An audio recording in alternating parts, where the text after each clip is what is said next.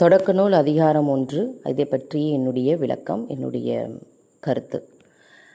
வசனம் 1 விண்ணுலகையும் கடவுள்தான் படைத்தார்.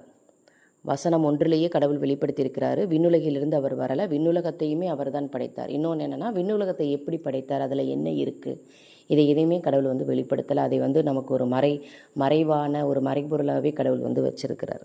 அதே மாதிரி வசனம் 2, 3 கடவுளும் கடவுளின் ஆவியும் அப்படிங்கிற 2 வார்த்தைகளை பயன்படுத்தி இருக்கிறாங்க. இதுதான் நம்மளுடைய அடிப்படையான அந்த தமத்திருத்துவம் இருக்கு இல்லையா, பிதா சுதன் பரிசுத்தாவி. ஸோ இதை நம்மக்கிட்ட தெளிவுபடுத்துகிறாங்க அந்த 2 வார்த்தைகளை வைத்து. அதே மாதிரி அதிகாரம் 3 ஒளி தோன்றுக அப்படின்னு சொல்லி அந்த நல்லது என்று கண்டார் அப்படின்னு சொல்கிறாரு கடவுள்.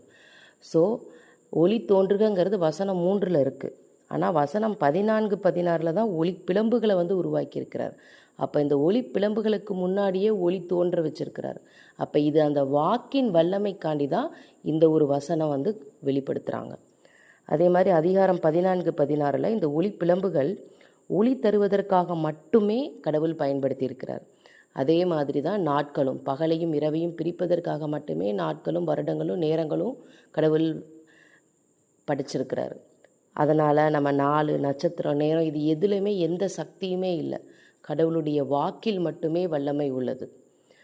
அதே மாதிரி 21வது வசனத்தில் உயிரினங்களில் ஃபஸ்ட்டு ஒரு பேர் குறிப்பிட்டது அப்படின்னு பார்த்தா பாம்பு தான்.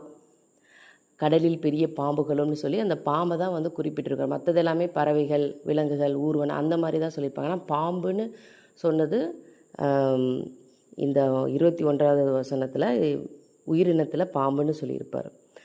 அதே மாதிரி வசனங்கள் 26லேருந்து 28 படித்து பார்த்தீங்கன்னா, கடவுள் படைத்த முதல் மனிதன் ஆதாமே இல்லை.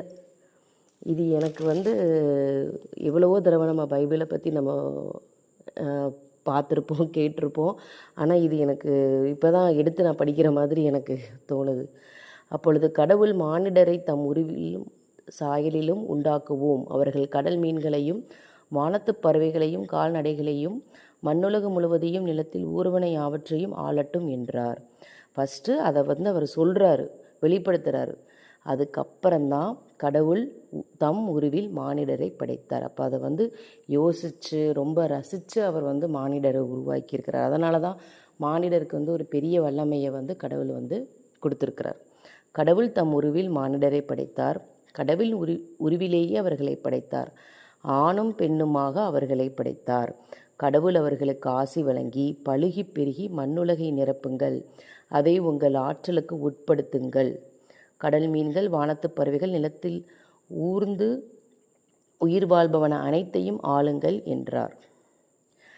இப்போது நமக்கு இதில் இனி ஆதாம்ங்கிற பேரே இதில் வரல. நீங்கள் சொல்ல போனீங்கன்னா தொடக்க நூலில் அதிகாரம் 4 தான் ஆதாம் அப்படிங்கிற பேரும் வரும். அதுவும் கடவுள் வைக்கலை, ஆதாம் அப்படின்னு சொல்லி இந்த குறிப்பேட்டில் அவங்க மென்ஷன் பண்ணியிருப்பாங்க. இந்த தொடக்க நூல் அதிகாரத்தில் ஆதாம்ங்கிற பேரே அதில் தான் வரும்.